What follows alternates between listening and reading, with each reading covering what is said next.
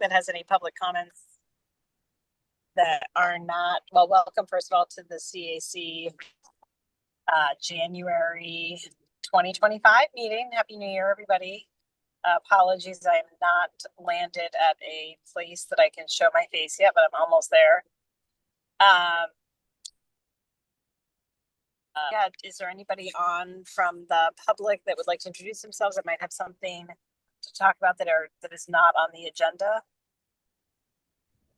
I think now that we're in a new session, Carrie is technically a member of the public and no longer a formal CAC member, but other than that, we just have the members on.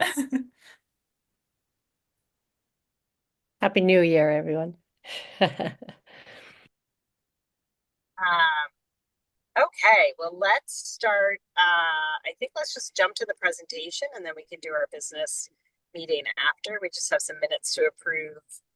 And also we need to talk about our CAC action plan rollout, as well as kind of a debrief from the meeting that we had at the Shelburne Town offices last month, how that went, what people thought, and kind of next steps on that as well. So I think we're going to turn it over to Lauren. Thanks for joining us, who's going to share a presentation on climate resiliency legislation. Yeah, and also I'm happy to wait if you all wanted to follow your agenda. I just joined because I saw intros and didn't want to come in like halfway through the meeting if I missed anything. So happy to start now if that's what's best, but didn't want to deter the agenda from being followed. No, I think just for my sake, I'd love if you could start now, just so I can get home. My dogs get really loud when I get home and they make a lot of noise. So it's going to take me a minute to get settled. Okay, great. This is better for me anyway, because I just sent my husband out with my toddler to be like, no screaming in the background. So I'm on a grocery clock now. We all are, so we don't have to listen to yelling. All right, I'm gonna see if I can share my screen. Seems like I have the ability.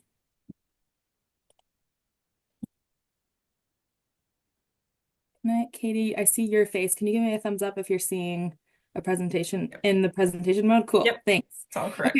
Okay. Well, first, thank you all for having me. I'm excited to be here and looking at some of the names now. I'm realizing I hope that this will be more of a conversation because so many of you are subject matter experts and or already pretty familiar with what I'm going to talk about today. But for those of you that don't know me, my name is Lauren Oates. I'm the Director of External Affairs, at the Nature Conservancy in Vermont.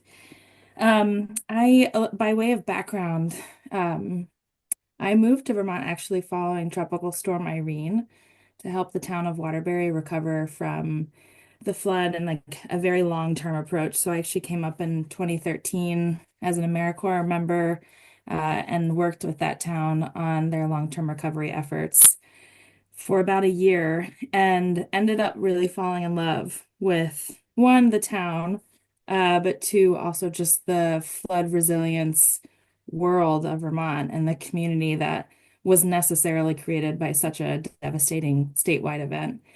And so I quickly, because of the role that I had with with the town rather, worked a lot with the state and was offered a position to go to Vermont Emergency Management, where I became the hazard mitigation officer for the state and did flood resilience projects and planning across the state for just over 6 years. I really enjoyed my time there, but I also ran into a lot of, as you can imagine, FEMA headaches and hurdles that were preventing the state, I think, in my opinion, from getting to access the right funds, implement the right policies, and do the right projects that made sense for the state. So a position opened up at the Nature Conservancy that was specific to climate adaptation policy. And I made the jump over there so I could try to influence people like Carrie and others in the State House to think about some of those systemic problems that were preventing Vermont from becoming more resilient or prepared for climate change. I was asked today to present on the Flood Safety Act, which really feels like a culmination of all of the work that I've done in the state for the past 12 years or so. And again, seeing the names, I'm happy to make this as conversational. Jump in. Some of you know more about a lot of this than me anyway, so happy to put my mic on mute and let others jump in or answer any questions as we go. So some pictures that probably look very familiar to you all, just to kind of ground us in the reality of what climate change looks like in Vermont, which is just really warmer and wetter seasons across the board, across all 4 seasons, which largely means that we are a very flood vulnerable state. And our flooding, though we have both floodplains, which are regulated by FEMA, and river corridors, which are regulated by towns, our disaster portfolio looks very different between those two. So when we think of floodplains, there's an image of Waterbury here from the July 2024 event. That's considered flood inundation when a floodplain kind of fills up like a bathtub. Slowly, it allows for greater and quicker evacuation. You can kind of plan on it. We have river gauges across the state that kind of show us when we might be at risk of flooding in certain villages and downtowns. And then we have river corridor flooding or erosion flooding. And that's the image that you can see on the top here with the home in Rochester that was ripped apart off of its foundation from what is normally just a small little brook. And then Route 4 climbing up Mendon up towards Killington. Just images that you're probably all very familiar with. And they aren't just related to Irene. We see these flood events happening more frequently and causing more and more damage to the tune of over $20-30 million a year for taxpayers to recover from on average. Largely infrastructure-based damage, but also quite a bit by way of private property damage. I kind of think about the way that the Flood Safety Act, and we'll get there in a minute, was really trying to address 3 major problems. And I call it like the 3-legged stool of flooding in Vermont. First is climate change itself. Like I just said, warmer and wetter. These events are happening more frequently, and they're going to only get worse and worse and more frequent. The second is the way that we historically have managed our rivers. Our Department of Environmental Conservation Rivers team, as many of you all know, has worked with municipalities across the state for decades on trying to educate them on how rivers move, how rivers flood, where they flood, where development should be avoided, where development might be considered safer, and how we treat our rivers both before, during, and after floods. Historically, we haven't treated them very well.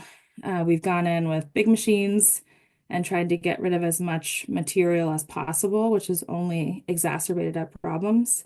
Trying to keep our rivers straight and deep is exactly the opposite of how rivers want to behave. Rivers want to be wide, shallow, and that is how they are stable. So slow, stable rivers is what we're aiming for, and instead we're trying to create these garden hoses where eventually water and all of the velocity through erosive flooding is released and creates some of the damage that you can see on this slide.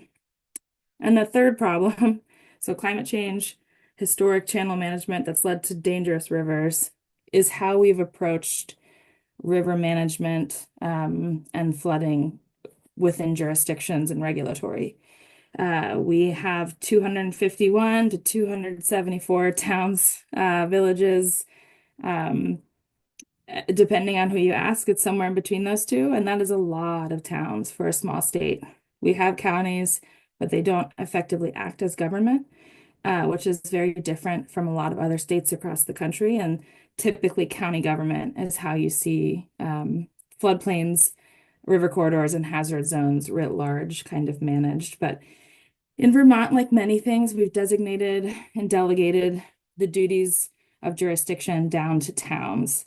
For some towns like Burlington and Brattleboro and Montpelier, who have full-time professional staff that can work on this, it's been somewhat okay for towns. They've been able to some extent, actually navigate a lot of different bureaucracies from FEMA all the way down to navigate the National Flood Insurance Program for floodplains, DEC river corridor regulations as they shift over time, and just like navigating post-flood reality and flood preparatory reality for their communities. It's left a lot of communities behind. It's led to a lot of heavy leaning on regional planning commissions to kind of functionally act as county government without giving them the authority to do so. And so these three things taken together have led to just kind of a who's got this ball of flooding and how are we going to address it as a state. It's clearly not working for most towns. Johnson has had 3.5 major floods. They had 3.5 major floods between July 2023 and July 2024. And that's a really small town without professional staff. And yet they've done an immense job of trying to help their community recover from and prepare for the next seemingly imminent flood. And that's just one town of many. So we've known this for a long time. We've known the way that we've managed our rivers hasn't worked and it's made things worse. We know that asking our towns to navigate different bureaucratic regulatory regimes is proving challenging and dangerous. And we know that climate change is getting worse. But we haven't really done much about it because it's been 13 years since Irene. I guess we're coming up on the 14th year anniversary later this year. And so what made things change? What actually got us over the hurdle of what I and others call flood amnesia or resilience fatigue? And I think the 2023 flooding across the state, but largely in central Vermont and the Northeast Kingdom, was kind of just another flood, the straw on the camel's back, that I think led lawmakers to really say, what are we going to do about this problem that we know is getting worse? And what are the things that we need to focus on to create some form of comprehensive legislation? You have the problem of where and how we develop. You have the regulatory problem. You have the broader, what is the full watershed resilience potential from dams, wetlands, floodplains, and river corridors? And what are the lever points within each of those themes, regulatory regimes, et cetera, that could be potentially addressed in a big bill? And what we ended up getting was the Flood Safety Act. And it does address floodplains, river corridors, wetlands, and dams. I said while some of you are still joining, I'm really glad that Karina is here because she was an amazing lead on the wetlands and can definitely speak much more fluently to what was captured in that bill with respect to wetlands and dams. But my main focus on the bill was around the floodplains and even more so the river corridor piece. The river corridor is that erosive area that accounts for about 80% of Vermont's flood-related damage. So it's like, if you're going to try to fix flooding in Vermont, that's the place that you have to focus on first and foremost. And it's the trickiest because it's the one that's currently managed and regulated at the town level. The state's tried various incentive mechanisms to get towns to regulate development in these high hazard areas, and it hasn't really worked. We saw a really big uptick in towns adopting some local bylaws to prevent or limit development in river corridors through promising a greater share of state resources in a post-flood recovery environment. But it really plateaued after a while, and we really just made it to about 10% of communities. And even within that, as you all know, you can adopt bylaws, but you have to actually be willing and able to administer them. And that's proven really challenging, even for those towns who care deeply about protecting future development in those areas. So the Flood Safety Act tries to do, again, a comprehensive approach to righting our current trajectory. It does not, and we can talk about this in the discussion phase, it does not address really aside from the dams piece, current development. So a lot of this is focused on how we can take a different path and hopefully create future development, whether it's critical infrastructure, roadways, and our homes and businesses, and put them in safer places while retaining some of that flood storage capacity that a lot of floodplains, river corridors, and especially wetlands provide. So within the bill, the floodplains piece, again, those are the areas that fill up slowly. You can think of the Montpelier flooding from last year, I guess a year and a half ago now, as what you can imagine from a floodplain. Two things in the bill really around that. One is to create a study committee that I believe Carrie is actually on, so she can speak to the progress of that committee. I think they've maybe had a meeting or two so far, to look at the National Flood Insurance Program and how it's currently administered. As I said earlier, it's technically regulated by FEMA, but the administration happens at a town scale. For those bigger towns, it's a little easier. For smaller towns, it's a lot harder. And so looking at how all of our towns are managing, and is there a more efficient way, perhaps even statewide administration of National Flood Insurance Program.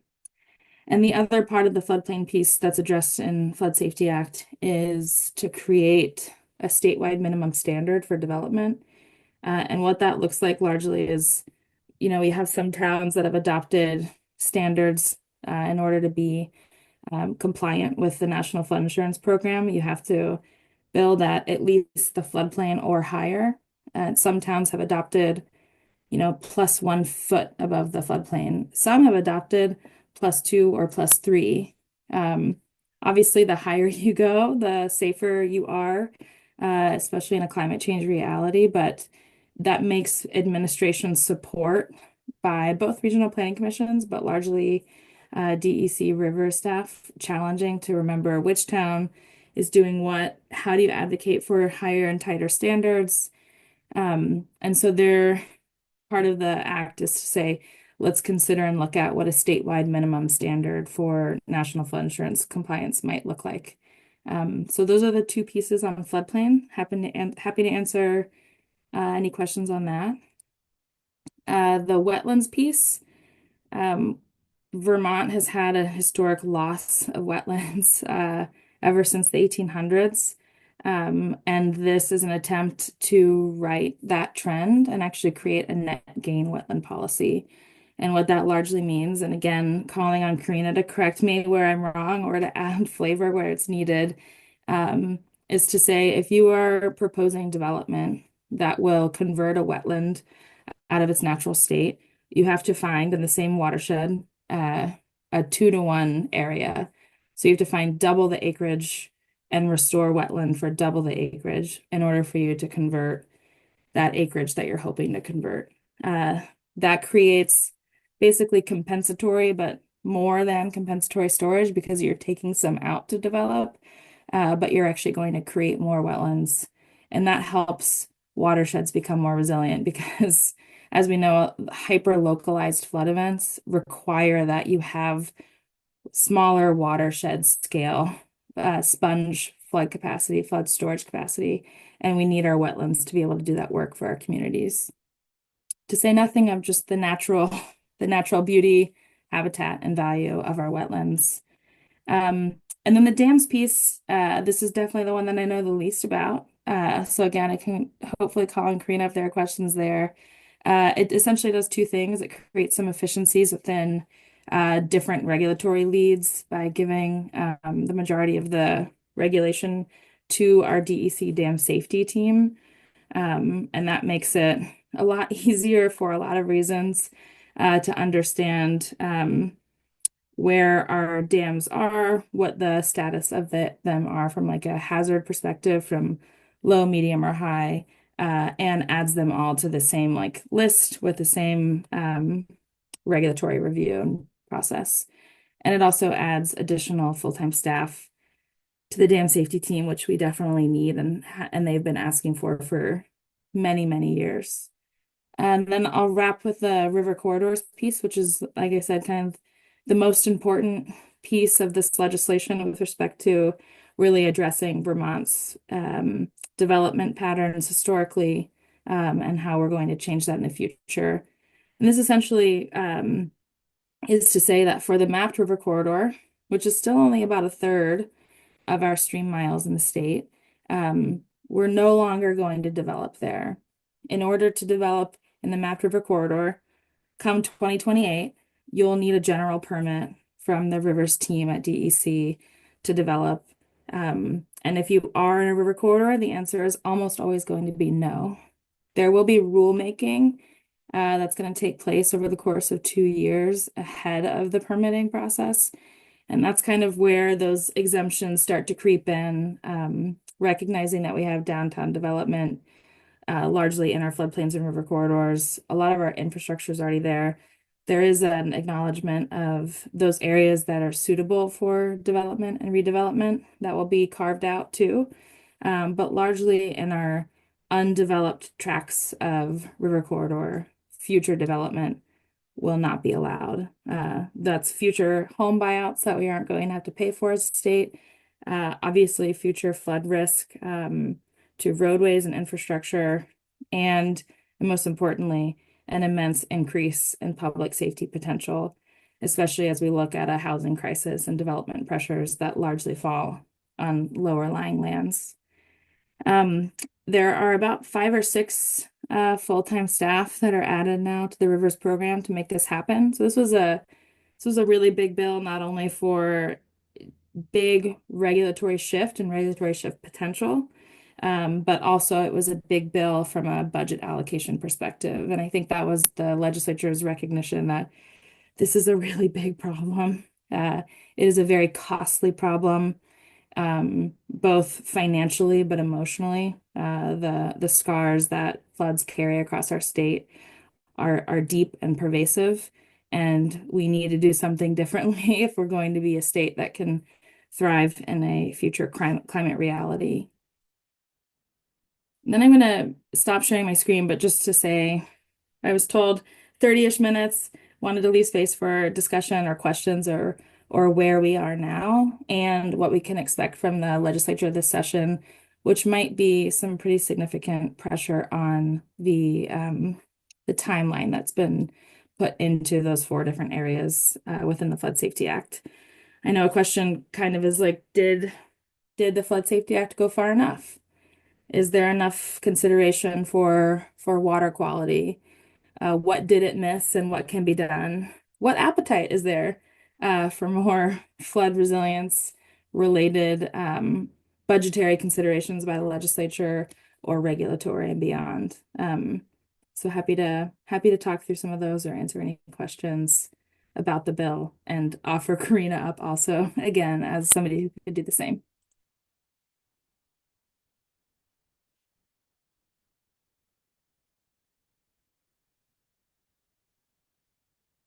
Thank you, Lauren. That was great. I'm just going to open it up. I think Lauren's offered some space to have a conversation. So any thoughts on what she just presented? Any questions?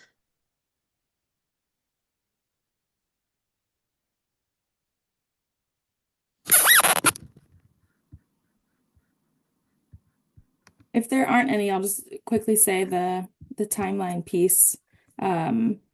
That technically the education and outreach effort that's associated with the river corridor component is 2 years, and it's supposed to start this month. There is that infill mapping project that's already underway to kind of understand where within designated centers or existing settlements can we consider approving or permitting development in the river corridor. And then beyond that, it starts the cascade of rulemaking that should start within a year, and then eventually the general permit by 2028. There will almost certainly be pressure, and Karina, correct me if you're hearing differently, by the administration to push back the deadlines for all of these, and by aiming to have a permitting program set up not until 2030, which is something they tried to do in the session last year, and we were able the legislature was able to thwart that and keep it as a 2028 in recognition of the public safety considerations. See, three hands. I think I saw Breck go first, and Andrew, and then Hillary. Lauren, thanks for the overview. Really, really helpful. I'm curious about in the developed sector, in this framework, I get it that there is some provision for looking at infill, as you said, and what would be allowable for development. Is there any provision for clawing back in any areas to return them to perhaps useful storage? Great question. No, there is not. I mean, we have a passive approach to that as a state, which is through the buyout program. When homes are bought out, whether they're flood damaged or flood vulnerable, those parcels, after they receive that public funding, can no longer be developed in perpetuity. But that's really parcel by parcel. And often, as you can imagine, those are downtown parcels that are like postage stamp in size. We have really good success stories, like if you've ever been to or heard of Northfield, their floodplain park that they've created because they were able to get a lot of adjacent properties bought out together. But in the absence of that, the bill does not talk about clawing back and restoring some of that river corridor function. Even within the National Flood Insurance Program, for repeatedly flooded properties, is that a part of the conversation? Nope, not part of it. I mean, those properties are more competitive for buyout and other mitigation funds, but they aren't. No, there's nothing in the bill that says that we can kind of specifically go after that from a regulatory lens. Thanks. Yeah. Yeah, hi, this is Bob Fisher. I had a quick question. Do you anticipate any legal response to this? I remember when I lived in Lake Tahoe in the 90s, and they did the point system, and suddenly your property was valueless. There was a lot of people that sued. Could you consider that at all? Is that a possibility? Interestingly, we were expecting as we were working with some lawmakers on developing language, a lot of pushback to this, right? Like changes to giving state regulatory regime versus towns, very unpopular in the state. Saying no development in certain areas, very unpopular in the state. But we actually received very little. Actually, the most concern and pushback was around the wetlands provision of the bill and not at all about the river corridors or floodplains.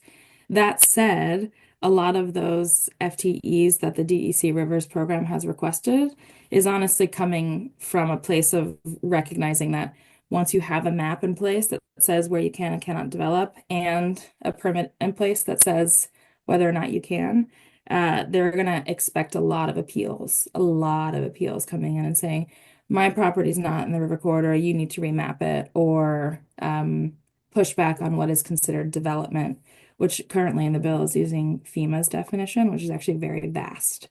So I think the rulemaking is really going to shake out a lot of those more intricate conversations, which is why if there's a recommendation I can make to any individual group or this committee writ large, it's to keep an eye on rulemaking as it comes out, because I think that's where a lot of the legal conversation and concessions around what would be exempted are going to happen.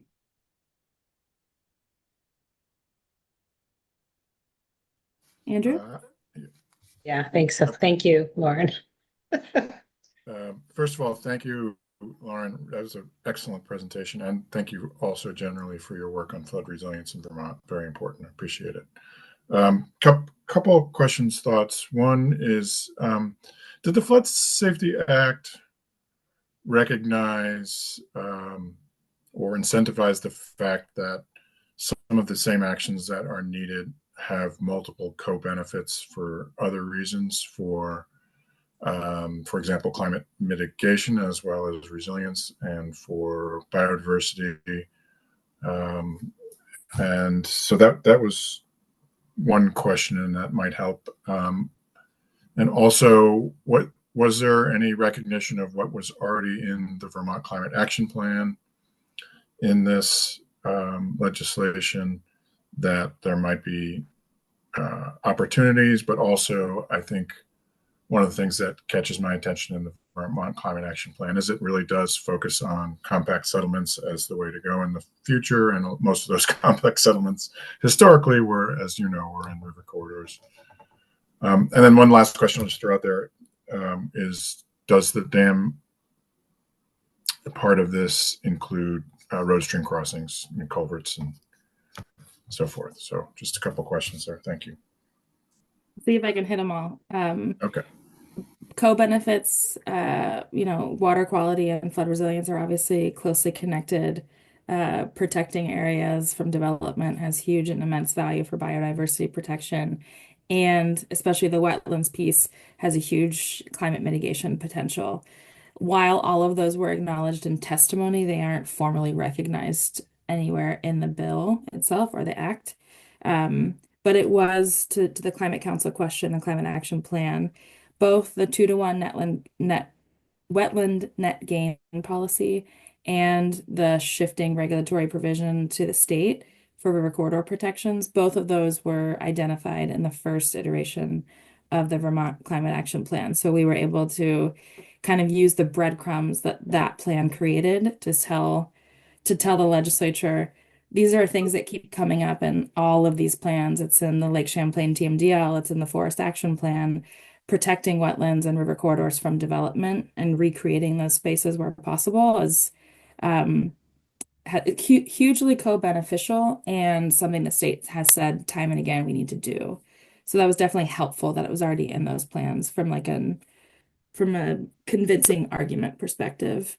And your last question, the dams piece, does it include other roadway infrastructure? No, it was just specific to dam regulatory ownership and provisions, and then some dam safety funding. Thank you very much. Appreciate it. But Karina, I see you off me. Yeah. Well, I pulled up the bill, and I did, maybe you just said this and I missed it, but I did see in the findings we do reference the climate action plan a couple times. Yeah, and the findings. Yep. Yeah. Hillary? Hey, Lauren, good to see you. I have a question and a clarification. For the clarification, you had said with the river corridor sort of zoning or that work that there would not be any more housing buyouts. Did you mean there wouldn't be, like, you didn't, can you just clarify that? I think you meant they'd still might continue with existing houses. What you meant was there wouldn't be this new pool of houses that might eventually be buyouts in the future. Yes, the latter, definitely. We are still, as a state, investing in buyouts. Though there is that, I mean, I know that you're familiar with this, but for others, if a home is in a river corridor, but not a floodplain, and it hasn't been damaged, it's technically not eligible for FEMA buyout funding, despite being in a much more hazardous area than a floodplain.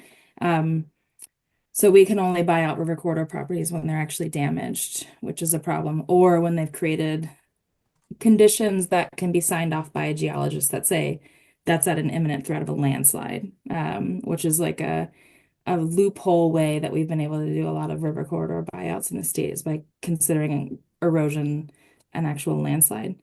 But yeah, no, my point was, while we aren't able to claw back or get back some of the land that we've lost to development through this bill, it's a way to avoid future buyouts, because anything that's put in a river corridor eventually is going to need to be bought out based on just the models and flood models that we have for the state. So thank you for letting me clarify. We are still doing buyouts as a state. Excellent. And then my question is, could you talk a little bit about the education and outreach sort of program and like who's doing that and who are the target audiences, and maybe just give us a little details about that? Yeah, so the education and outreach provision of the bill is specific to the river corridor piece. And it basically is like, go out to these listed stakeholders, which if you read the act are like everybody, it's the agricultural community, it's downtowns, municipal government, etc., and tell them that this change is coming and educate them about the changes that are coming. Technically, the A&R is responsible for developing and devising that 2-year education and outreach effort. I think a lot of those of us that have been focused on the Flood Safety Act are really hopeful that because they're granted 2 years and because they're going to already be going to all of these towns and all of these different community groups and watershed orgs, and there's so much focus on this, that there is potential to expand what it is that we're talking about. Like, if you're going to go talk to all those people, like, let's have a broader conversation about river and riparian health and flood resilience potential. But that's still to be determined. The state's they received the funding in June or July after passage, and they've only just gotten approval to post those 5 positions. So I think they're like, first things first, get people hired. Next thing is do the mapping and the education and outreach. So they're already a bit behind on the timeline, which gives a little bit of fodder, admittedly, to the administration, who's going to aim to push this back a bit. So more on that probably in the next like 2 or 3 weeks, honestly, as people from the administration go into different committees and talk about priorities. Yeah, and if they had like good, nice, concise outreach materials that their partner organizations could help them, Yep. get that information out, that would help too, I think. Yeah. Thanks, Lauren. Yeah, thank you. Hi, Lori. Hi, Lauren. Thanks for an excellent presentation. I'm just wondering, as you know, the CAC will be presenting our action plan to the legislature later this month, and into February. We'll also have a presentation or presence in the card room January 21st. And I'm just wondering, certainly our action plan in very general terms really reinforces the Flood Safety Act, but what messaging do you feel would be very key from us and that could be helpful in these, when later January, early February, as we meet with legislators? Well, I definitely invite anybody who's closer to the State House to offer up ideas too. And Karina, would love your thoughts on this same question, but something that I'm focused on, at least for the next few weeks, is just, again, knowing that there's likely going to be a request to push back this timeline. We fought really hard in the session to keep the timeline for River Corridor General Permit in place for 2028. When you think of all those co-benefits that we were talking about, like, first and foremost, this is actually a bill about public safety. Beyond that, the next things are like reduction in taxpayer burden, because these things are so costly, these events. Beyond that, it's like our municipalities are overwhelmed and overburdened, and most of them are screaming at the state saying we can't do all of this. And that's, true for other areas like education and beyond. And so to push back or, really kick the can down the road because of, using excuses like, well, we had a really big flood, and so our staff have been overworked and overwhelmed. It's like, yeah, and that's only going to continue if we keep developing these areas. And if we give ground now, in anticipating that it might take longer, we're just, every year that we let slide is like another year worth of development and development pressure that might occur. So I think that it's a very different legislature this year than we've had for 6 or 7 years. And so the enabling conditions for pushing back or kind of giving some ground to the administration are definitely higher. But using public safety first and foremost as like the reason that we need to try to do this as quickly but comprehensively as possible is definitely something that, from a TNC advocacy perspective, we're going to try our best to push back on. They can always come back in 2027 and say, hey, remember how we said we needed more time? We do need more time still. But to ask for that as early as 2024 last year, and knowing that it's going to come now, just seems it seems unfair to the process and to the importance of getting this done sooner rather than later. Thank you.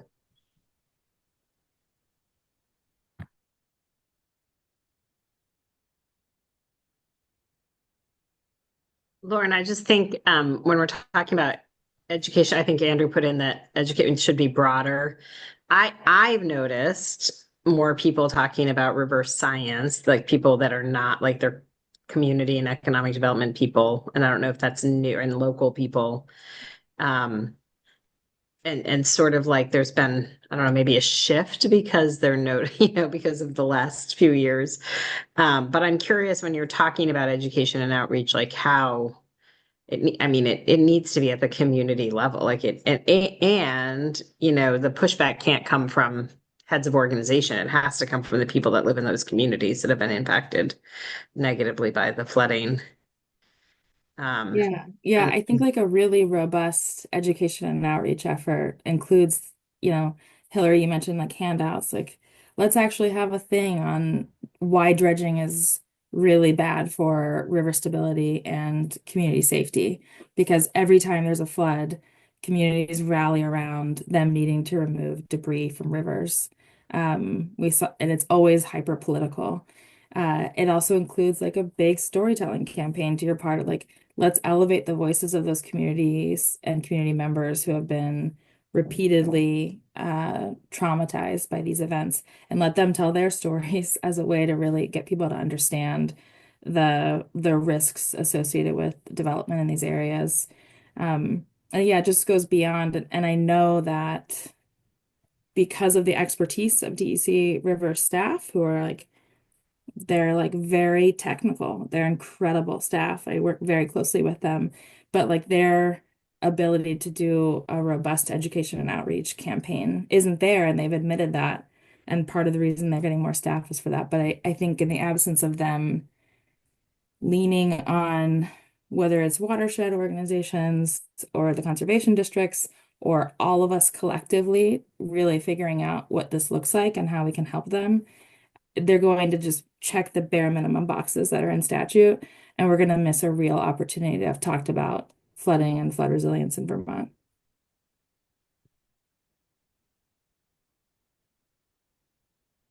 And Lauren, I think everything you said totally on the same page. And I agree. I think the education and outreach piece could be broader. I have concerns for the wetlands net gain part of the policy, and we'll work hard in rulemaking to make sure that stays. And just one clarifier there, it's wetland impacts greater than 5,000 square feet that could be permitted. So it's not all wetland impacts, but those that are considered significant under the Vermont wetland rules.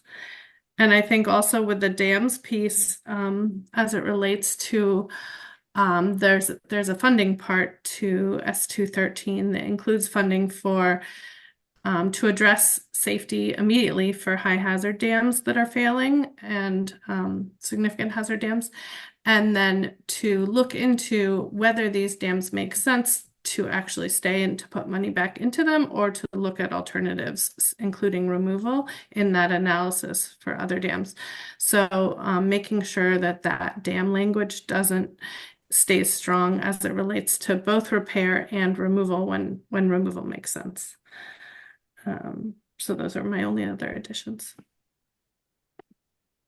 Lauren, I'll just say, hi everyone, Senator Martine LaRocque-Ulick. I'll be serving on Health and Welfare and Finance this year, so hopefully I will see you in one of those committees, if not both, at some point.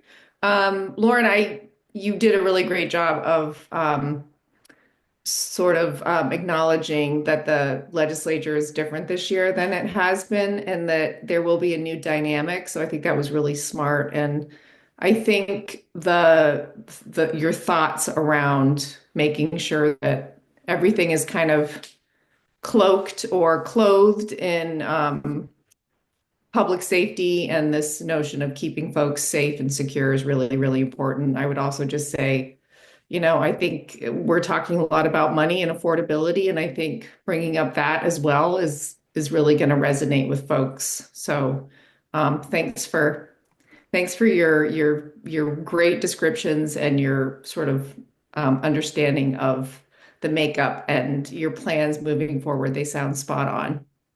Thanks. Great, thank you. And thanks for your work in trying to protect what's already in law.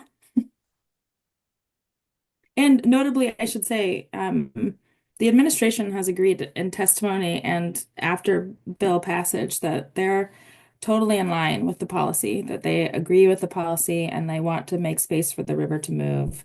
The concern has always been around staffing, which they've received, and the timeline. So that last piece is kind of, they started last January with that as a concern. They're going to start this January with that as a concern too.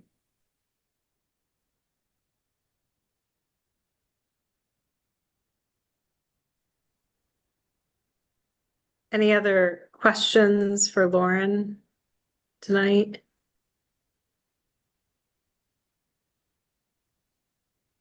Thank you so much. Yeah, And hopefully we can keep in touch over the session and beyond. So thanks for being here tonight and sharing this with us. Yeah, thank you. Thanks for having me and thank you for all the work that you all do for water. Have a good You're night, welcome. everybody. You're welcome to stay on if you want for the rest of our meeting. So we're going to be I'm gonna go provide toddler coverage relief. But thank you. You're Have a welcome. good night, all. Thanks, Lauren. Thanks. Bye. Good night. Would you like me to just mention my role in the study committee? Would that be helpful in the context of this bill or this act? Yeah, that would be great. Okay, so contained in that is to look at the future of the state's management of the National Flood Insurance Program. And Lauren had covered both the FEMA-related floodplain maps and the regulations associated with them. FEMA oversees the mapped floodplain. You've heard the term 100-year floodplain or the special flood hazard areas. But the river corridor covers it certainly overlaps those maps, but helps to identify those high hazard areas that may not be contained in the FEMA floodplain maps. Fundamentally because the FEMA floodplain maps are 40 years old on average, relying on, more than that, 40 to 50-year-old hydrologic and hydraulic data. And so this is why the state of Vermont has really tried to look at both floodplain management under the National Flood Insurance Program and river corridor management under state rules. And contained in this act was the establishment of a study committee to look at the future of how the state should be managing the National Flood Insurance Program, fundamentally for the very reason that Lauren had talked about. We have 250 communities, all with, if are participating in the National Flood Insurance Program, which most of them are participating. It allows anyone within the town to seek and secure flood insurance. But it also has an obligation upon that town to comply with those FEMA rules and to manage those regulations, those flood hazard bylaws. It's really time consuming and a challenge for many of our communities, especially for the small ones. So contained in this bill was to look at, well, how should the state of Vermont be managing this program moving forward? We've had one meeting, but the committee is small. It's made up of a number of state employees managed by the deputy secretary and both the program director for the Rivers program, the National Flood Insurance Program coordinator for the state, and then there's a person representing small communities under 5,000, and I've been appointed by the speaker to represent those communities. One person representing communities larger than 5,000, and Mike Miller from Barrie has been appointed by the Senate. And then there are 3 members of the regional planning commissions Chris Campany from Brattleboro, Catherine Dimitri from St. Albans, and one other person. But the question of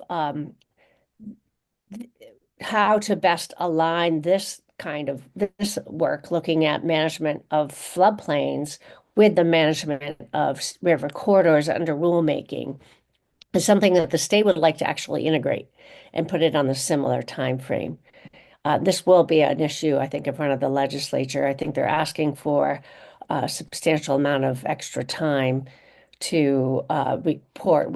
The study committee has another 6 months to report back to the legislature, and we've only had one meeting. So I think they will be asking for more time. But they also do want to be thinking about how do we best integrate the management of both floodplains and river corridors, given the capacity of communities, the capacity of the state that tends to both manage not only the river corridors, but that part of the floodplain that the state manages, which are those kind of actions that are exempt from community overview. And so we have quite a task in front of us to be looking at these sets of questions. Part of that set of questions will be looking at to the extent to which we should be looking at county government in how we manage our floodplains to build resilience. So while there's, and I also know that the state had asked for more resources and felt that they only received a portion of the resources that they were seeking to do this work. So that will also be another question for the legislature and how to best provide the resources necessary to do this kind of work. So stay tuned. I think there's a substantial amount of interest across the state for greater resilience because although I know we talked about the other co-benefits of river corridor and floodplain management, fundamentally, the cost of recovery is just not sustainable, especially because the federal government will only pay for a portion of those recovery costs. There's a non-federal match, and when a community's hit with flooding, typically the impact to their tax base of trying to come up with the non-federal match, even if it's only 5% or certainly less than 10% of that cost, is still substantial. And when we see some of these communities receiving over and over again floods at a more frequent basis, the economics of flood recovery are, I think, driving the interest to determine how do we best move forward and have us become more resilient. And then the final point I want to make is to point out the housing bill that was passed by the legislature a couple of years ago. We did include some provisions in terms of if you have a town has floodplain bylaws and along river corridors, where can you build more housing? And there was some guidance built into how we ensure that future housing isn't increasing the risk to flood damage into the future. And I imagine that will be something that the study committee and the state will be revisiting over time.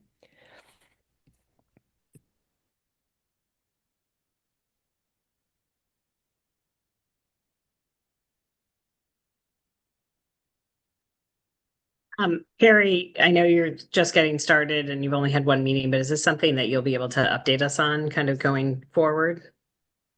Yes, I'd be happy to do that. Thank you.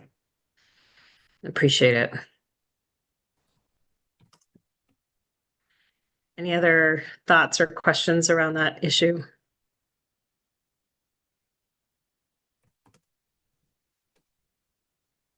I had one, but I think we're short on time. The card room event, and maybe this kind of launches us into the rest of our agenda, Katie, but the card room event we have next week. I don't know what we could do there for education and outreach around this or if we want to do anything. I guess I'm trying to figure out what we are going to do in the card room that day and who we're partnering with. And are we inviting the Watersheds United of Vermont? Are we inviting other organizations to join us, or where my thoughts are on that? And that might not be the first thing we want to talk about right now, but it just came to my mind as she was talking. And yeah, I think resilience is and specifically river and floodplain resilience is a statewide campaign, that education outreach campaign that can't be up here. It can't be done at a state. It needs to be grassroots, local, and it needs funding. I mean, we all know how much these campaigns cost to do. Even the Don't Pee on My Lawn campaign, right? I mean, those all require coordinated messaging, visuals, et cetera, for them to be done well. I don't know. I think I have a couple questions there, but my first one might be our card room question. Yeah, so this part of the CAC is new to me. So the last time the CAC was in the card room was pre-COVID, which predates my time with the Basin program. So I would be curious to know from members who have had a presence in the card room in the past what that has historically looked like. We are sharing the space with Vermont DEC. They weren't sure if they were going to be able to use it at first, but now they can. So I'm not sure what their plans are for the space. I haven't heard further from them. My thought is that, we're working on getting those action plans printed, provide you all with the printed action plans to distribute. I was thinking about getting the first 2 pages of the action plan, so with that Venn diagram and the introduction, and then the highlight of the 5 priorities, getting those blown up and on mounted poster board so we can have those present in the space. And, happy to pass along a crate of State of the Lakes to give out as well. I don't know if I mentioned this to the whole committee. I am away next week, unfortunately. So I will not be able to be there with you in person, but we'll work hard this week to make sure that you have everything you need for a successful day there. No, Lori? This is Bob Fisher. I think that's an excellent idea with the large poster boards. Someone's going to have all the mechanics of that all figured out. Yeah, I'll get some stands from the office and perhaps can arrange with one of the folks who said that they'd be able to go in person and might be in the Burlington-ish area to do a drop-off or exchange there of all the materials to bring. I could potentially do that this week. Thank you. Great. Okay, really. Just set up, right, we have it pretty early in the morning. So we want to get there and set up. I am out of town until Monday night, and I'll be coming in hot on Tuesday, so I'm not available to help. Lori came off mute, and I've never participated. I don't know that we've ever, since I've been on the CAC, have had a card room, but I think Lori maybe.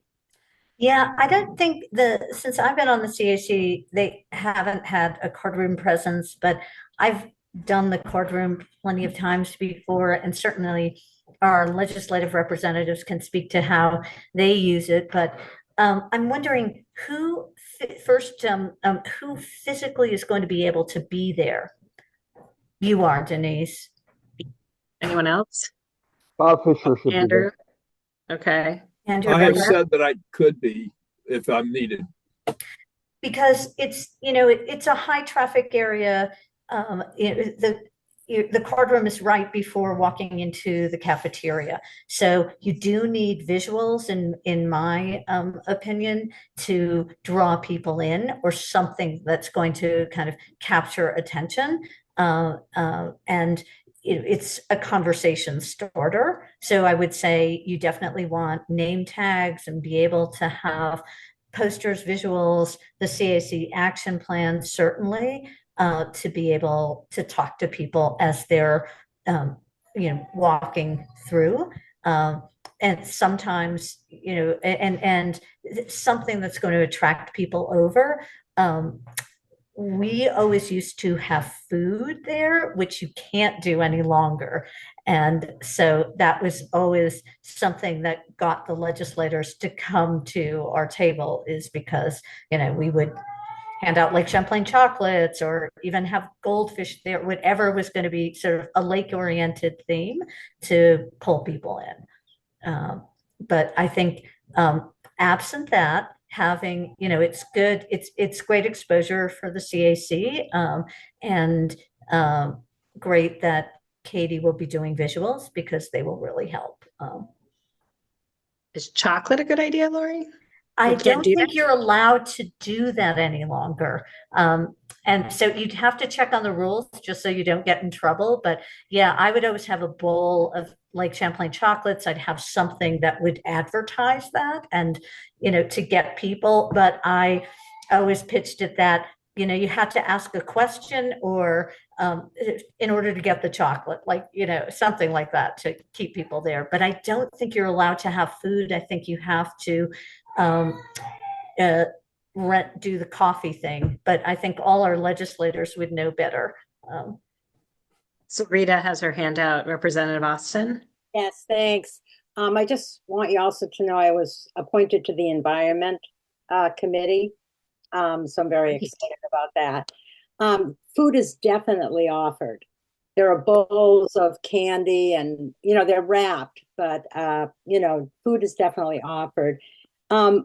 Just one thing that I find as a legislator really helpful is to have a short fact sheet that I can take with me with contact information about the different agencies, in terms of flooding, cost, where we are in terms of costs. I think it's $1 billion now that Vermont has spent on repair of damaged homes due to flooding. And also, if I don't know if you could have a slideshow, just going on a device showing the flooding in Vermont, scenes of the flooding in Vermont. So those are just some ideas that I have, but I always like to have something I can take with me with contact information, websites, and just a few really important facts. Great, thanks for that feedback. Andrew? Thanks. Yeah, and in addition to the suggestions that have already been made, I haven't been in that space, never been in a card room, so I'm not the most fluent in what is needed. But I'm also wondering whether either or maybe both, just a large image of the lake that almost draws people in, just to sort of, because it's a beautiful image of the lake that sort of people say, oh, I wonder what that's about. Or, and this is a little different, just having a large blow up of the Lake Champlain watershed in Vermont as something that we could talk from if people came by. So just a couple other thoughts. Thanks. Image on the front of the action plan this year is very cool. Denise, I stepped out when see in the notes you had my name with a question mark. Was that about chocolate? Because I love chocolate. Rena and then chocolate, question mark, question mark. No, it was, we were just naming who is going to be able to attend in person on Tuesday next week. Yes, I am available. Okay. I was hoping not to be there for the entire day. So love to map that out with others if possible. Yeah, what's our arrival and departure time, Katie? So my understanding is that you have access to the space from 8 to 4. That's a long time. I don't know that that means you have to be in there the whole time, but when I did hear from someone that people don't usually show up there until 10, so it's kind of a waste of time to show up at 8 unless we're setting up, but which we should be set up before 10, but so maybe we can change those times a bit. So people don't walk by in the morning to grab coffee. I thought it was kind of busy in the morning when people are getting there to grab coffee. Yeah, this is Bob Fisher. I've been there numerous times. I think 10's a little late, probably. I think 9 is more appropriate. Okay, 9. And you want to be set up. I'd suggest, Katie, I think you still have a lot of basin maps, right? I think we just got them reprinted. We at least have several mounted and can bring one, and I can check with the team and comms folks to see if we can bring some of those as giveaways. Yeah, definitely, bring those and also the State of the Lake report too. Uh, I think, but you want the CAC action plan to be the dominant thing, that you want to ensure that it's, the CAC is getting attention for this and the action plan is, rather than, the basin program. Katie, isn't there a giant basin floor map that was created? Yeah, Yeah, it's the Maritime Museums. Is that something that would fit, or we would want to I use? think you need like a gymnasium for Yeah, Yeah, it's too big. it's too big. Bummer. a good idea for a future meeting, though. Yeah, and Carrie, the do you basin see program map would Carrie's be good. note here is a really great, that's a great conversation starter. And if, Katie, you could have a sign, where people could locate themselves, so, that would also draw people in addition to what Andrew suggested as a nice photograph.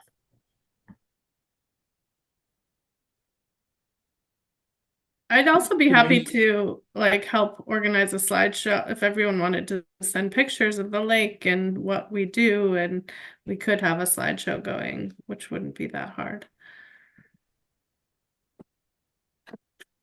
Lori has lots of pictures.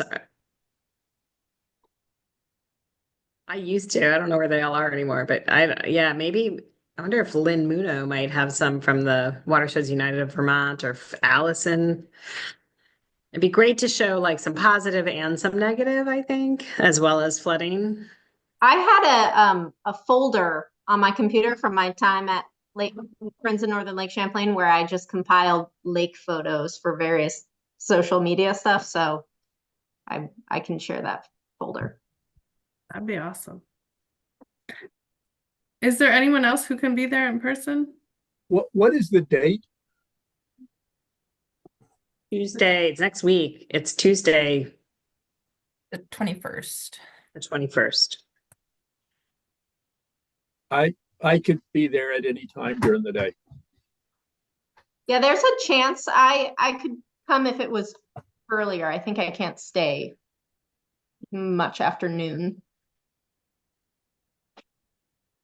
I'll definitely show up whenever I can throughout the day. Thanks for doing it. Thank you. Yeah, I was gonna say I have some other things that day, including a 7 o'clock meeting south of my office. But I could come if we were in a pinch or needed an extra person for a time slot. So just I don't know if I could be on like a reserve list, depending on how many people can make it and are closer and have less conflicts. But I definitely could scoot up for a couple hours. Denise, I guess another question we had at one time talked about trying to group a lot of things together while in the State House. So arranging some of the committee presentations that day, so folks don't have to travel back and forth from Montpelier several times. I'm with the folks who are able to be there in person. Do you think we should try to get some scheduled for Tuesday, or would you rather reserve the energy for the card room and have the legislative committee presentations on other days?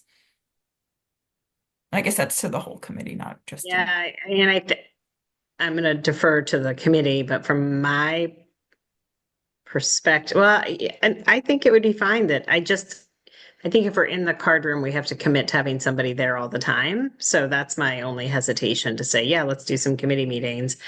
I think if we could get 1 or 2 committee meetings in that day, that would be great. I don't know if you've made any progress on that, Katie. If you have anybody and yeah, I know they just got assignments, so they're still probably like sorting stuff out there. Yeah. It might not be possible, but my plan was to start that outreach tomorrow once I knew if we wanted to try for Tuesday or not. And usually years past have shown that those schedules are made about a week in advance anyway. So good timing. My impression is that the I've been to the card room a couple of times, and my impression was that there's definitely people who are going to be walking by there through there all day long, but that period around lunchtime is kind of the crucial time because people are going to the cafeteria and so forth. So a little bit before, a little bit after, and certainly during lunchtime, to have at least a couple of people who are there, so that if there's multiple people milling around the table, then there's somebody paying attention to them.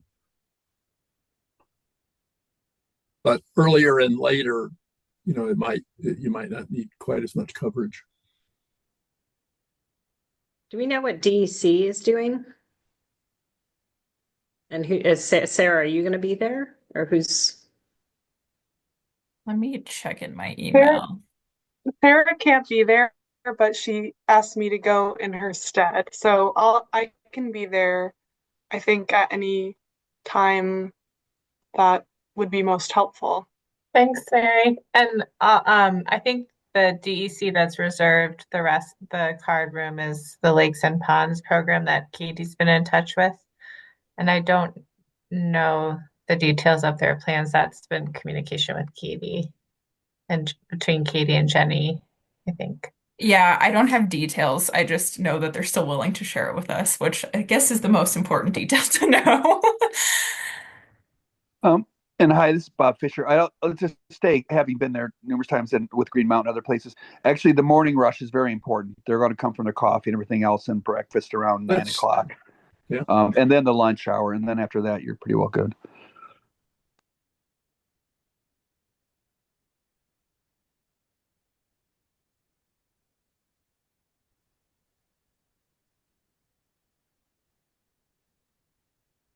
Dinner. It feels like we've got a semblance of a plan coming together for Tuesday, which is great. And I can sort of map some of this out and get that back out to folks for consideration again. And I think things are happening at a more rapid pace this year and a little bit earlier in the calendar than in years past. So I think typically we've had this meeting and then we've had a couple of smaller meetings with the group that wants to present the action plan to finalize talking points and things and schedules. And we're sort of doing that all in one today. So appreciate everyone's flexibility with our new timeline here. But I wanted to put out, I don't know if it makes sense to do this, but maybe sort of an office hours style drop in if you can meeting maybe on Friday of this week to sort of share out what those plans look like moving forward and finalize. We'll do our best to finalize talking points today, but to go over those as well. And that's something we can just mull on while we continue to have this discussion, but might be nice to touch base in a smaller group one more time. You want to suggest the time for that? Because that's not very far away. I guess it would just depend on other people's interest and availability to do that. Usually I throw something like that on in the lunch hour, working lunch for folks. But if that's not possible, we can just coordinate over email. Lunch hour works for me, Katie. I'm driving to New York, so if I have service, I'm happy to hop on a call. I can be there until 1. Great. So I'll send an optional calendar hold to everyone for a meeting Friday from 12 to 1, and we'll go through these details, and I'll send things out over email in advance. But yeah, I think it'd just be good. I'm sad that I can't be there in person, so I want to make sure that I'm setting everyone up for success here. Thank you. All right. Well, I appreciate everybody diving into that and getting a plan going. Can I just sorry, I'm sorry, totally interrupting rudely. The call on Friday. If there's anything else. Sorry, thank you. Was that from noon to 1 or 1 to 2 on Friday? Noon to 1. Okay. I have a conflict, but Katie, I can just catch up with you afterward if it's decided that I'd be helpful to be there. Yeah, and I think, yeah, the priority will just be figuring out the in-person details. And it seems like there are enough other folks who can be there in person, Hillary, that I don't think you have to make the trek all the way up to Montpelier. And I'm for that looking at one. this invite now too, and it's got a ton of people on it, which makes me think that'll be recorded. So it may be that it makes more sense for me to hop on with this call. So thank you guys. Sorry for the extraneous questions. You're fine. Nothing extraneous. Okay. Okay, so we have one business item that we have to vote on. And Yeah. those are our, Do we we still have want a to do quorum? that now, or there are still a couple of other action plan pieces that I think would be good to talk Come about? back to that Okay. just because we have a quorum right now, Great. and like, let's just vote on the minutes from our, let's see, we have our November 4th and December 9th meeting summaries. Do we want to take them together or do we want to take them separately? I'm happy to Probably look for separately. separately. Okay. I guess I'm looking for a motion then to approve the November minute, or what did you call them, meeting summaries? So moved. Thank you. Who was that? Is that Breck. Breck? Oh, thanks, Breck. Second? Second. This is Andrew. Happy to second. I think Allison beat you, Andrew, but next time we'll get you. How about that? Okay. All those in favor? Raise Aye. your hand, Aye. say aye. Any opposed? Oh, any abstentions? Did someone fall over? All right, so those pass unanimously. And then I'll be looking for a motion to approve the December 9th meeting summaries. So moved. Thank you, Andrew. Second? Second. Wayne, thank you. All those in favor? Aye. Any opposed? Any abstentions? All right, those pass unanimously too. Great work. Thank you, everybody. All right, now we can go back to the action plan.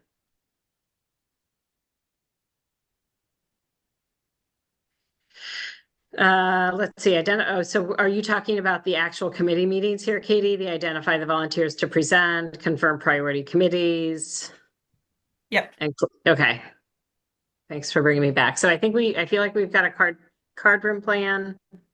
We just did our minutes and now we're just going to so every year we go to various committees in the State House.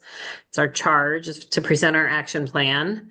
And we also go and meet with the governor, the lieutenant governor. We sometimes get in to see, we always get in to see the Speaker of the House. And sometimes Senate Pro Tem. Yeah, so I think this is going to be an interesting year because there's some new faces. No David Zuckerman this year, so we have a new John Rogers to go and see. So I think the question is, we'd love to get this fit in by January, and then maybe in early February.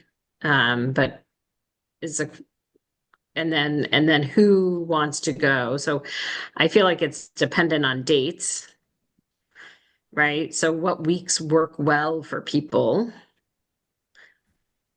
Yeah, and I got some responses over email, and it seemed like, Denise, Karina, Breck, Andrew, Bob, Lori remotely, and Wayne remotely. Seemed like you all had interest and availability to participate in these. And if others are interested in presenting, I know Hillary, you've done some great work with us during these committee presentations. So I think if people have interest but aren't sure of their schedules, let me know. We can have you on. I will say, if you've not been involved in this before, it is a chaotic time scheduling these. A lot changes quickly and things like that. So it's hard to give dates and times well in advance. And again, sometimes that shifts. So if you think you might have interest and availability to participate either in person or remotely across that time from, January 21st to about February 7th, let me know and we can make sure that you're involved in that scheduling process. You don't have to participate in every single presentation to all of the committees and agency heads and things like that. But if you want to get part of that experience, it's certainly available to you.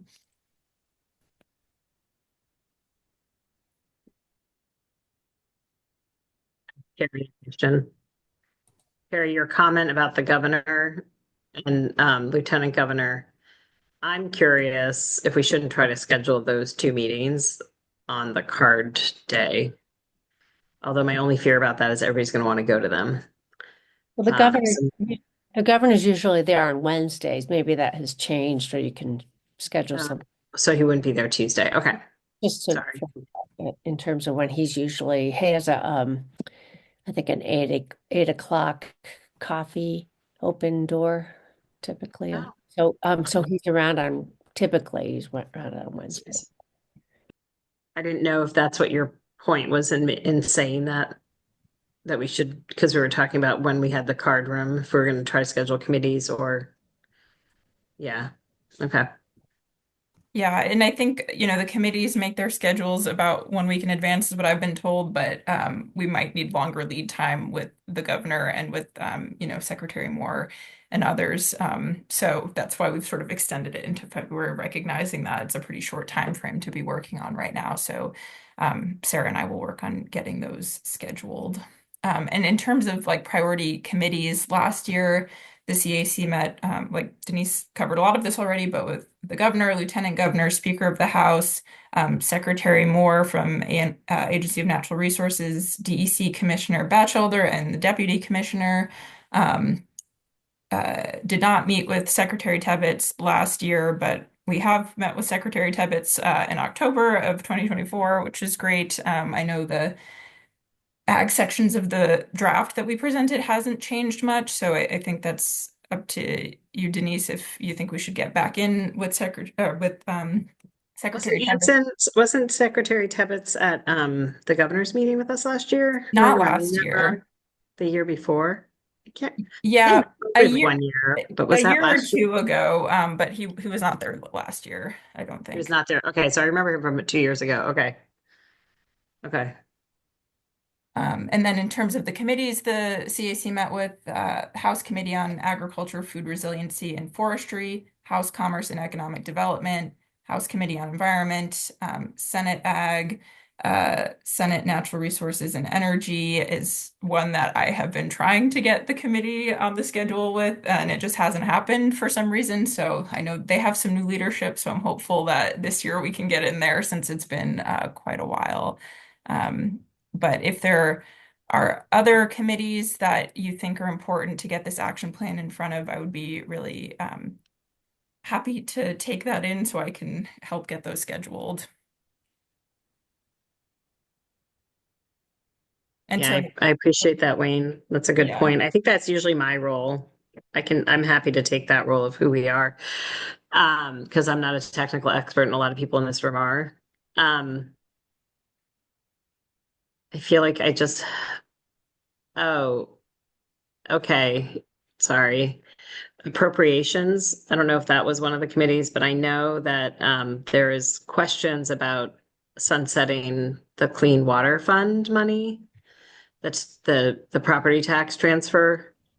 And I feel like there's work that's going to need to be done. I don't know if that's on our behalf, but just even getting in front of them and saying how valuable that fund is. And I don't know. I would throw appropriations on there. Yeah, when I reached out to appropriations in the past, they weren't. They're like, why? Well, yeah, it's something about the scheduling, and I can't remember exactly the language that they used, but I can try again. We can get the same response or not. Just know that if you don't mind me just mentioning, as a former appropriations member, they do like to get a recommendation from the policy committee as to whether that's important enough. So just wanted to flag that when you talk with the various policy committees, they do weigh heavily on the perspective of those policy committees when making decisions about appropriations.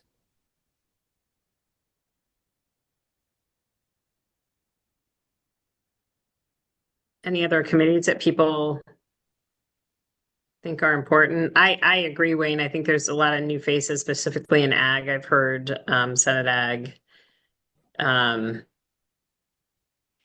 I wonder, I mean, this is a public safety, public health issue.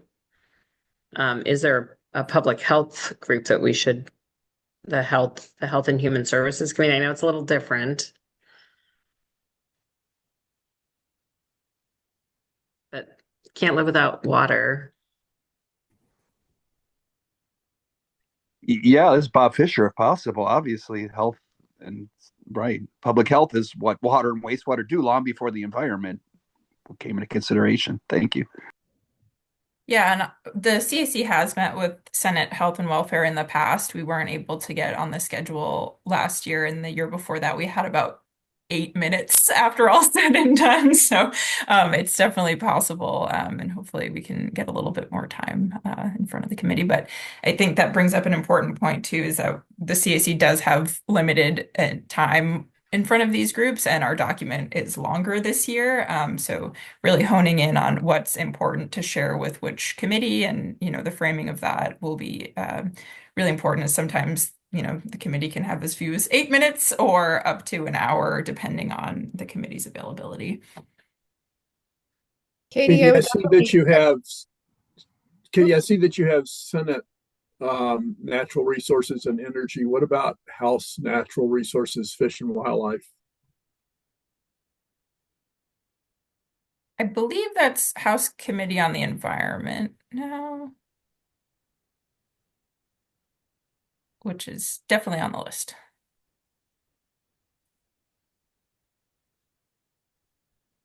Katie, I was just going to say that I would definitely reach out to Ginny Lyons, the chair of Health and Welfare, to see if you can get on the the schedule, and I would do it sooner rather than later.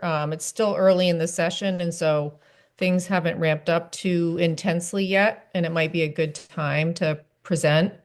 Ginny at one time was chair of Natural Resources, and she's heavily focused on science, so I think she'd probably love to have you in. And thank you. This is Bob Fisher. Sorry, I pour cell here in Barrytown.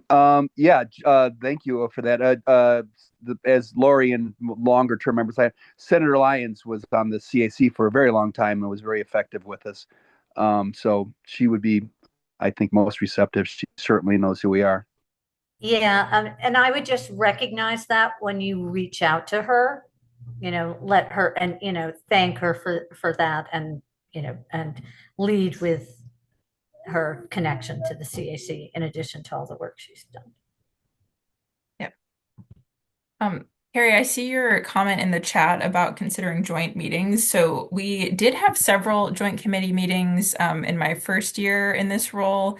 That was a year where everything was over Zoom, and I don't know if the joint meetings were easier to schedule then, but I was curious if you had any insights or advice on how we might better secure some of those joint meetings, because we haven't been able to do that these last couple of years.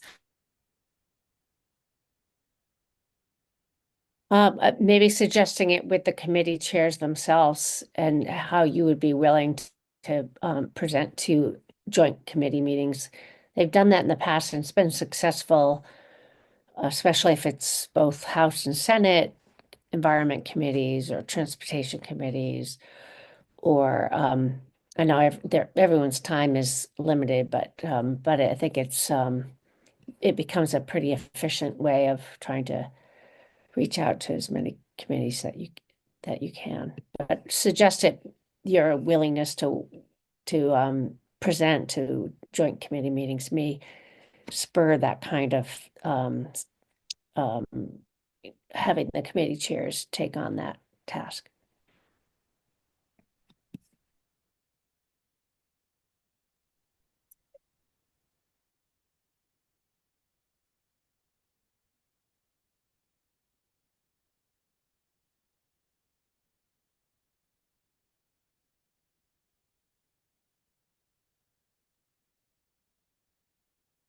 How are we feeling? Should we move on to speaking points or talking points? Yeah. Do you want to pull the document up, Katie? Yep. I'll share this link in the chat.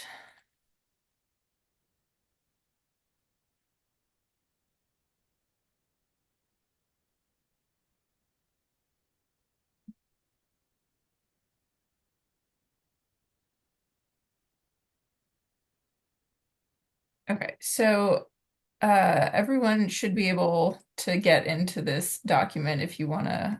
I'll zoom in a little, let's say, to that. But if you want to get in there and make any suggestions, you're welcome to do that directly in the doc. So these are suggested talking points based on things we've talked about in other meetings or, presentations that the CAC has heard. They are not required. They're just a starting point to consider. So those suggested talking points are nested underneath each of the sections of the action plan in blue here. So I think we heard several things today that can help fill out the flood mitigation, adaptation, and resilience piece of the talking points. But there's some other things in various sections. We've talked about some of the numbers associated with ag funding requests and the Lake George Park Commission's septic inspection program, things like that. I included some of the talking points that Jared shared about the bill that'll be introduced related to chloride pollution, since that's sort of the main focus of that section this year. One thing I did want to point out in particular, so there's a discrepancy between this $1.5 billion outdoor recreation economy number. New data came out since we approved and printed this action plan, so this will be worth pointing out. In 2023, outdoor recreation accounted for 2.1 billion in Vermont's value added gross domestic product, and some other things related to that increase as well. So just a bigger new number to keep in mind, and it came out just a little too late for us to include that in our document. Breck? Kitty, this may be just me and what you perceive as being a talking point, but if you could go back up to near the top, let's say in the flooding section on the second page, where it's talking about the CAC endorses investment in. I just want to use it as an example. Yeah, if I go on here, can you see me highlighting this? Yes. Yeah. So throughout the document, there are these statements, and to me, these are the things that I want the legislators to walk away with. So I really like all of the blue things that you've added there, but they seem to me that they're additional justification, additional context, and that what I want them to walk away with are these statements that are assaulted throughout the document. I'm just wondering whether other people feel the same way. Yeah, and that's the correct interpretation of this as well. So what we had room for in the printed pages, right? That's what is critically important for the legislators to walk away with. The blue points are more meant to be additional talking points if there are particular questions that come up, about road salt reduction, for example, pulling in some of that information about the chloride bill, or last year in the second year of the biennium, there were other things we could pull from like that about different bills that had been introduced. So my view of the blue talking points is it's some additional information that can help drive those points further home, and hopefully answer some of the questions that might come up. And sometimes, I think I mentioned, targeting the presentation to different committees. There are certain sections that might not be as important to a particular committee. I think when talking about, health and welfare, it might be important to provide more detail about road salt and those kinds of things. So I'll stop talking there, and others can fill in with their perspective on how we should use these suggestions or fill it out further. I guess I do have a further thought, and I wonder what others think about this. So we're talking about having a graphic, of the lake, perhaps on a board. I think it would be possible to put each of these CAC endorses statements also on a board, just a list of them, and so this one would be under the category of flood safety or flood management. And then this is what the CAC endorses. So it's actually all on one board, all on one page.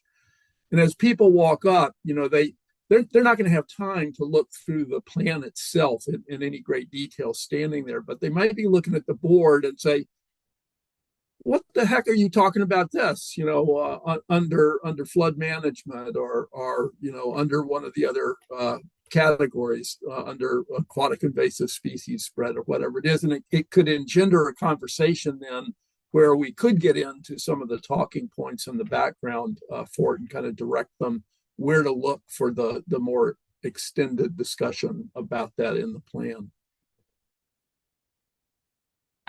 So one thing that we do have, let me pop this over to the other screen. So we do have the 5, like Vermont must. Can you see that? Is that sharing the right Yep. screen? Okay, great.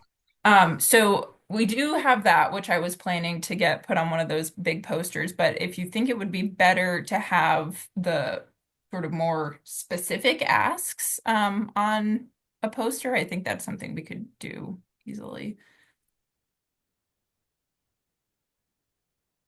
I was trying to avoid putting each page of the action plan on a poster size board because I didn't know that would be helpful, but yeah, I agree with you. I'm trying to get it into elevator speech, Yeah. more than, in addition to kind of talking points, down to the level of elevator speech. So, here's what you can convey in 5 or 10 seconds to somebody.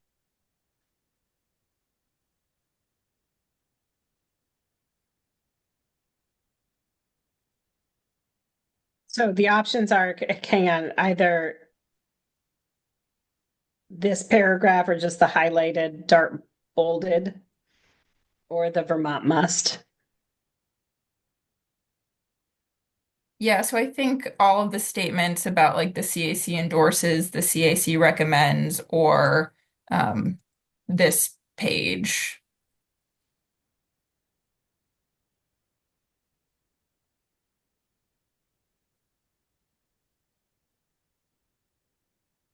I think the bullets, the exclamation point, is helpful. I mean, we're gonna have the action plan there as well, so we can steer them to the details. I agree. Do the Vermont must. Yeah. We have consensus on that. Yep. Okay.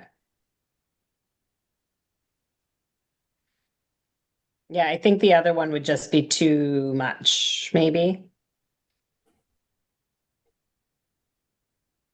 Because how many are there? Are there 5? There's 5 of them.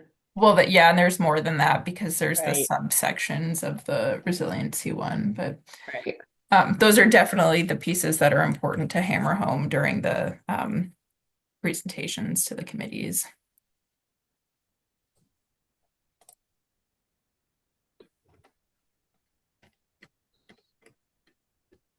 Yeah, there, as I count, I highlighted them myself in a downloaded version of this, that there's 8 of them. Eight of those CAC recommends statements.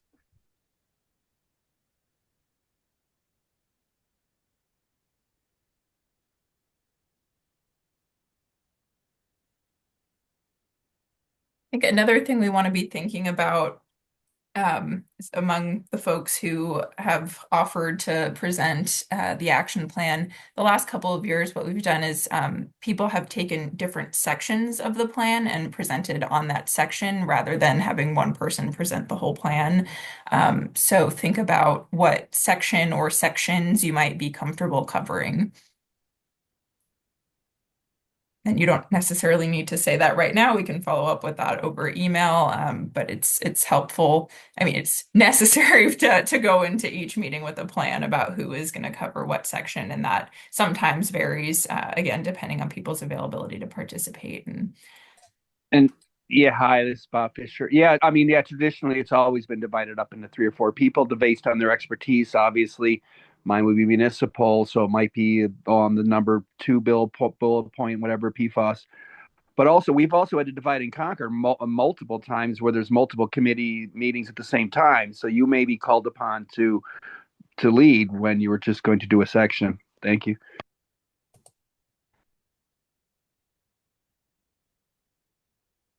And I think an important thing to remember is there are probably going to be questions that come up that the CAC does not have the answer to, but letting the committees know that we can take that question back and try to direct them to the appropriate resources, and just reiterate that these priorities come from, community concerns and expert opinions that have been voiced to the CAC throughout the past year and beyond. Katie, I took your invitation to insert something here. I was really taken by 2 statements, one by Lauren and one by Carrie, relevant to the flooding piece here, that I think maybe are worth bringing up as talking points. About not acquiescing to the pressure to push back on the timeline, and Carrie's comment about integrating floodplain and river corridor management. That was sitting below my consciousness level and looking at the presentation that Lauren was making. And that's really crucial, I think. Definitely. Thank you for adding those.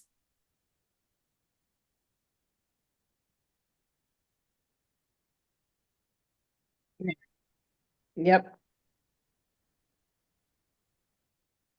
I think, and I think so we've done this in the past, once you get the dates and we figure out who the people are that are going to be at the meetings, then we sort of assign roles, and everybody's given talking points and a script based on the information that we have and that we're presenting. So I think that's how I'd like to do it again this year, just to keep it simple.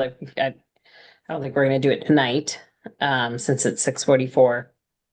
But once we've got dates and you're starting to schedule things, Katie, and my guess is everybody's just going to get a calendar invite.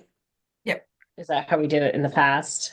Yeah, and sometimes there's some checking in about, does this time work for you? But I think, yeah, if I send calendar holds and if folks can accept or reject those calendar holds, that might be one way to do it. Otherwise, just being responsive to emails from me over the next couple of weeks. Much appreciated. Yeah. Not that you aren't, but just extra. Right. If you see a lot coming in from me, they're important. Pay extra attention to Katie's emails over the next couple of weeks. Absolutely.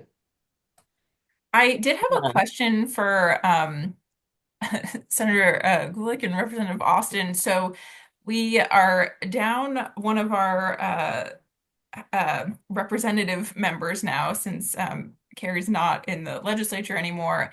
And I'm not clear on the appointment process of our legislative members and where we might look to find out who her replacement is.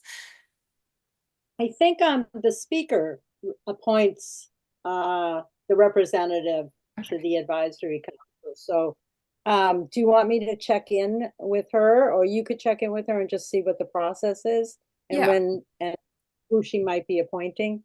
Yeah, I can do that. That's helpful. Thank you. Yep. Let me know if I can help in any way. Great. Thank you.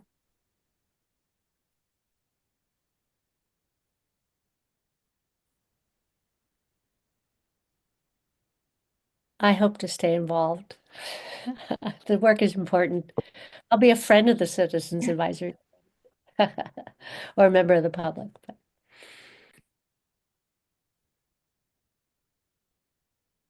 This is Bob Fisher. We could certainly use you and your expertise from, you know, we go way back. You see everything else. Yeah, certainly. Thank you. Thanks, Bob. Any other thoughts on the action plan presentations or the card room day that we should go over before we get on to the meeting wrap up and next meeting dates?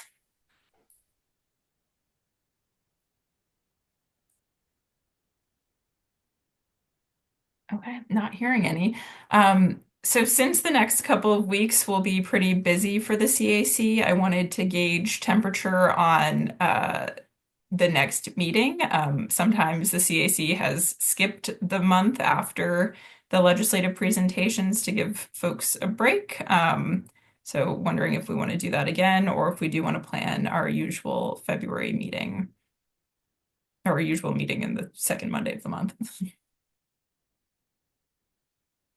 What's the date for that, Katie? That would be February 10th. That sounds good to me, Katie. Legislators, we will not be in the building the week of town meeting day in March, just to let you know. But yeah, February sounds good. So we'll keep that meeting? Okay, great. So keep February, but cancel March, or not cancel March, or not cancel any of them. I think it's up to you all. Have we canceled? I don't remember canceling them in the past. I don't either. I don't think we have in the last couple of years, but it has happened at least once since I've been coordinating this committee. So I wanted to check in to, recognizing this is a volunteer effort and that you all will be doing a lot of work over the next couple of weeks on the action plan, whether you wanted to have that meeting or not in February. Could be good to debrief about the presentations and things and planned next steps, but Can always delete it. yeah. Reschedule it. Can always delete it. Great. And then the March one would be when? March 10th. March 10th? Yep. Okay.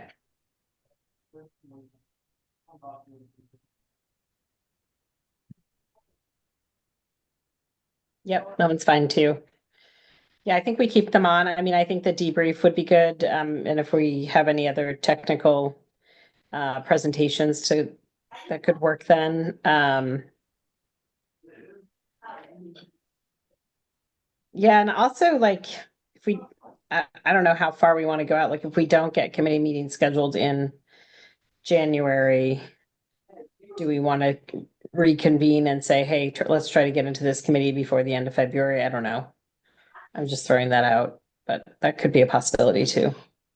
The other thing, Katie, is when we've done this in the past, we've had extra copies of the action plan to put in legislators' boxes. Is that something we'll do for the card day, or do you want to wait until we actually go to the State House for the committee meetings? I feel like you've done that as a task, so yeah, I actually haven't. We have talked about it, but I don't think that has happened in practice. So we can do that this year, for sure. And I think we're getting enough copies printed that we'll be able to do that. So I'm not sure if there's an advantage. Okay, there we go. Sooner the better. So card room day. Yeah, so maybe part of the packing list is a pack of those to put in legislators' mailboxes. Yeah.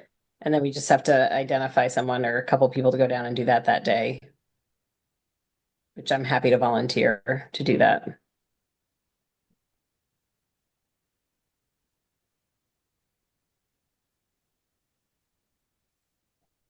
Anything else before we adjourn? We have 9 minutes left.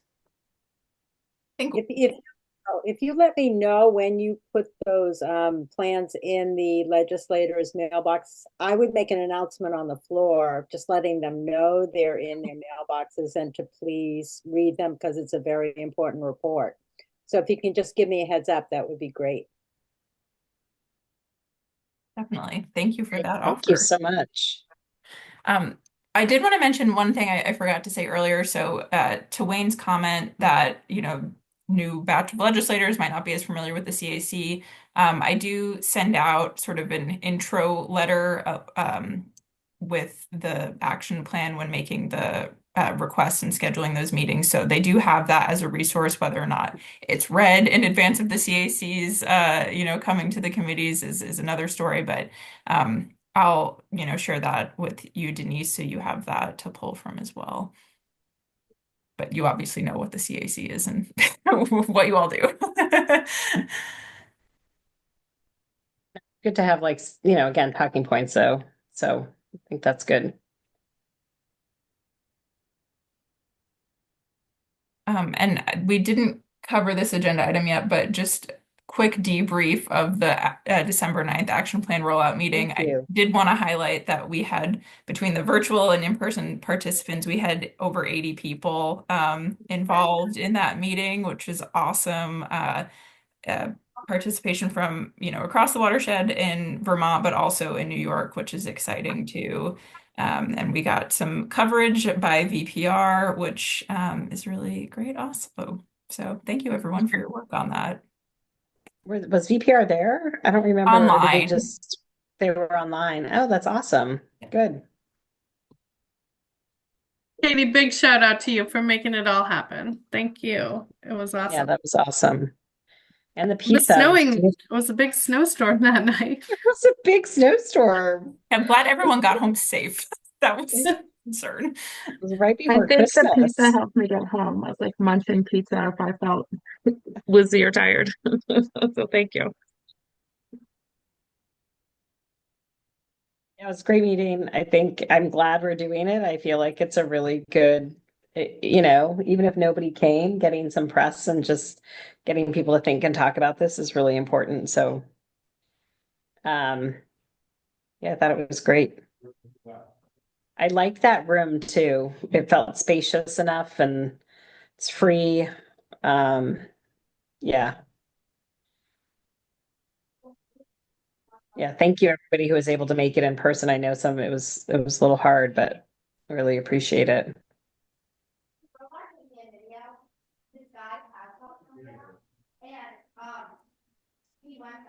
Any other thoughts on the meeting and how it went, or feedback on how we could make it better?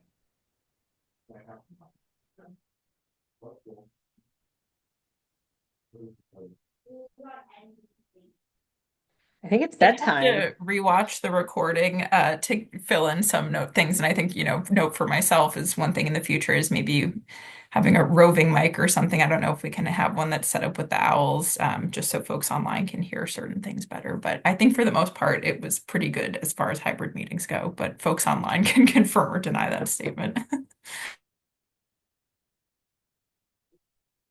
Were you online? I was online. This is Bob, and it was fine. Yeah. You could hear everything? Yeah, it was multiple feeds kind of coming, it seemed like. But yeah, no, it worked fine for me. Thank you. Yeah, I was online as well, and I think it worked well.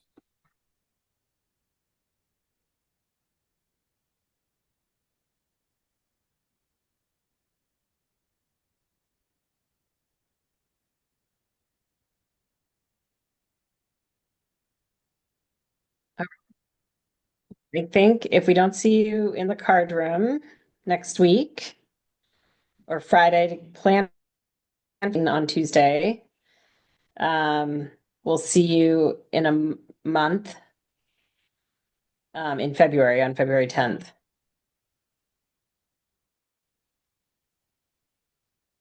And in the meantime, Katie, please respond to Katie. Katie will start scheduling committee and meetings with the governor, lieutenant governor, speaker of the house, etc. So please make sure you respond to Katie as to whether or not those dates and times work for you.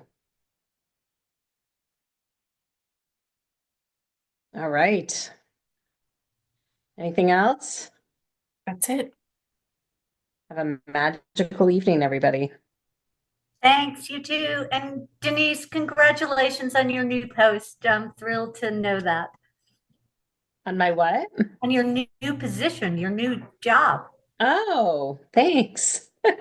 Thank you. It's a great fit. It is. It's a good Good fit. choice.